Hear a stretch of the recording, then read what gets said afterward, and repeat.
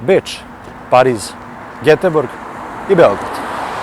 1. septembra puštena je u rad linija Eko 1, čime se srpska prestonica upisala na listu svetskih gradova sa ekološki čistim prevozom.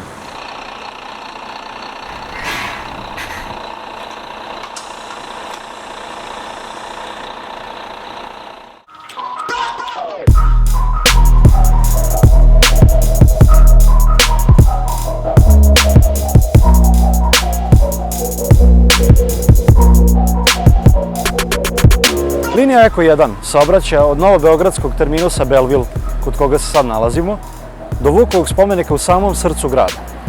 Trasa linije Eko 1 pogoduje ovim autobusima, s obzirom da oni saobraćaju uglavnom širokim ulicama i bulevarima, a na putu do Vukovog spomenika ne savladavaju teške uzbrdice.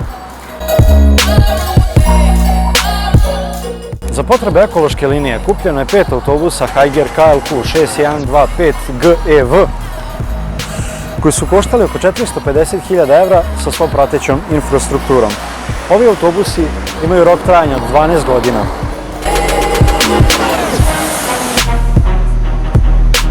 Zbog promocije ove linije i ekološki čistog prevoza, autobusi nose posebnu kolor šemu sa istaknutim ekološkim motivima, a prvi utisak Beograđana je veoma pozitivan.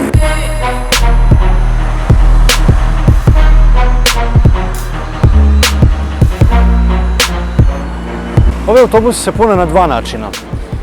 Tokom noći mogu se puniti u garaži putem posebnog priključka, a na okretnicama između 2 polaska, kao što možete vidjeti, pune se pantografima koji se upravo spušta iza mene.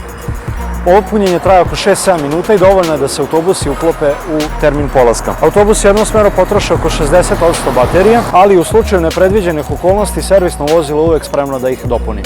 Ovi autobusi imaju 27 sedišta i još 63 mesta za stajanje. Posjeduju rampu za hendikepirane osobe i display Novatronic, a sam autobus je zapravo toliko tih da ja uopšte ne moram da vičem.